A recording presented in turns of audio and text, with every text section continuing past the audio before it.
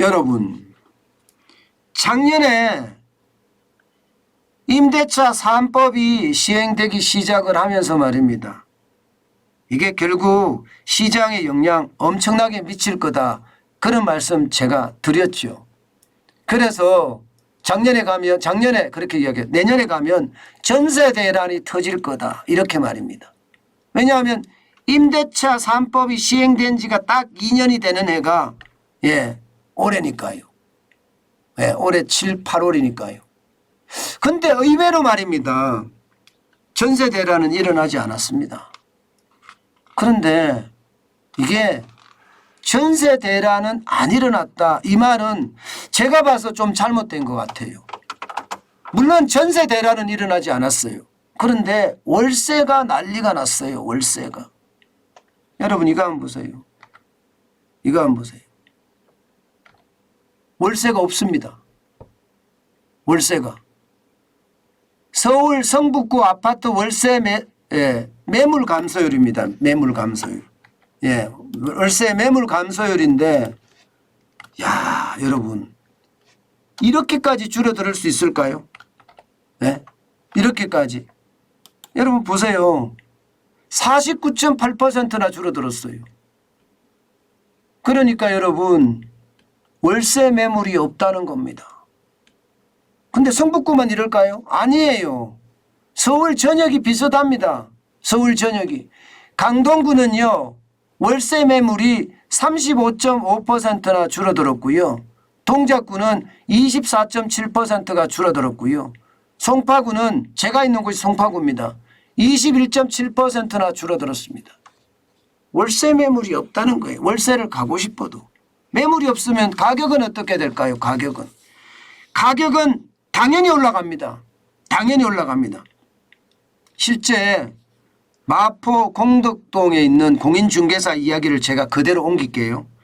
2년 전입니다. 2년 전 보증금 1억에 200만 원이던 월세가 1억에 300만 원으로 뛰었어요. 이렇게 300만 원. 200만 원이 300만 원 됐다는 거예요. 200만 원이 300만 원. 월세가 50%가 오랐다는 거잖아요. 50%. 그마저도 문제는 물건이 없다예요. 물건이 없다. 이게 지금 현실입니다. 이게. 진짜 심각하죠. 진짜 심각한 겁니다. 아니 보증금 1억에 200만 원이 보증금 1억에 300만 원으로 이렇게까지 올라갔다고 이야기하면 이게 얼마나 충격적인지 지금 보이잖아요. 또 제가 있는 곳이 송파잖아요. 송파 장지동에 송파 더 센트레 51제곱미터가 있습니다. 여기 말입니다. 2020년 3월에 보증금 5천만 원에 월세가 120만 원 선이었거든요. 그런데 올 6월에는요. 보증금이 5천만 원 똑같습니다. 그런데 월세가 190만 원이 됐어요. 70만 원이나 올랐어요. 70만 원. 여기는 50%보다 더 올랐습니다. 50%보다. 아유 진짜 심각하죠. 월세 폭탄이라는 게 이게 월세 폭탄이라는 거예요. 게다가 삼성동으로 가볼까요? 삼성동에 있는 센트럴 아이파크 높은 거 있잖아요. 그 아이파크 84제곱미터입니다. 보증금 2억에 월세 450만 원이었습니다. 그런데 보증금 2억은 똑같은데요. 월세가 520만 원으로 올라갔어요. 520만 원으로. 무려 말입니다. 여기도 70만 원 가까이 올라갔죠. 70만 원. 그러니까 이게 월세 폭탄이란 말이 이제 흔해졌다는 이야기. 흔해졌다 이야기. 그러니 모두가 죽을 맛이다 이렇게 이야기해요. 특히 말입니다. 이제 사회생활 시작하면서 뭔가 새로운 꿈을 꾸고 있는 사람들 있잖아요.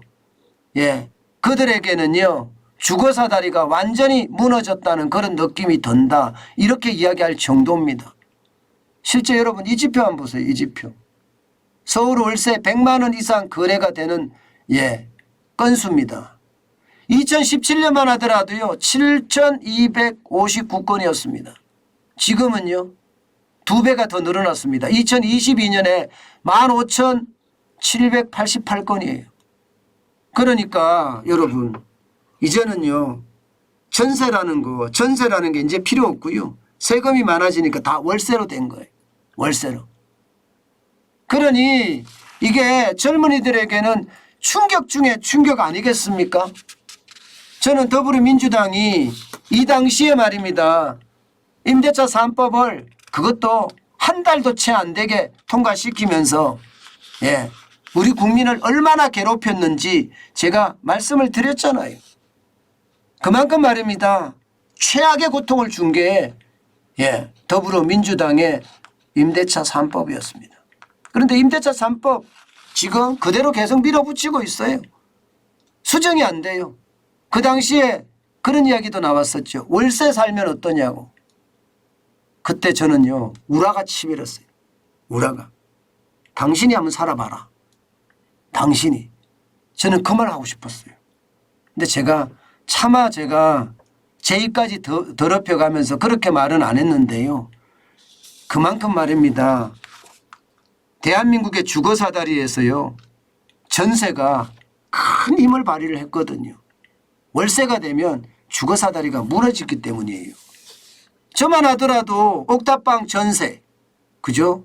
그 다음에 단독주택 전세, 빌라 전세, 아파트 전세 이렇게 다니다가 결국은 전세를 점점 늘리다가 아파트를 사잖아요.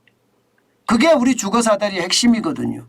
그런데 월세로 이렇게 가게 되면 여러분 결국 말입니다. 주거사다리가 무너지고 젊은이들에게는요. 진짜 최악이 될 수도 있다는 이야기가 되는 겁니다. 여러분 국민이 편안하게 살게 만들어주는 게 정부의 역할인데 참 이런 걸 보면 참 안타까워요. 그런 이야기도 있잖아요. 여러분. 국민의 안전에 대해서는 지나칠 만큼 신경을 써야 한다. 그래야지 안전이 담보가 된다. 이런 이야기 하잖아요. 마찬가지예요. 국민이 편안하게 살게 하려고 한다는 것은요. 진짜 지나칠 만큼 편안하게 살 수 있는 법안을 만들어줘야 돼요. 국민을 괴롭히는 법안 말고 말입니다. 참 전세 대란이 안 일어났다 이렇게는 이야기하지만 월세 대란이 일어나서 월세 폭탄이 떨어지는 것을 보면 참 부모로서요. 저는 참 안타깝다는 생각이 듭니다.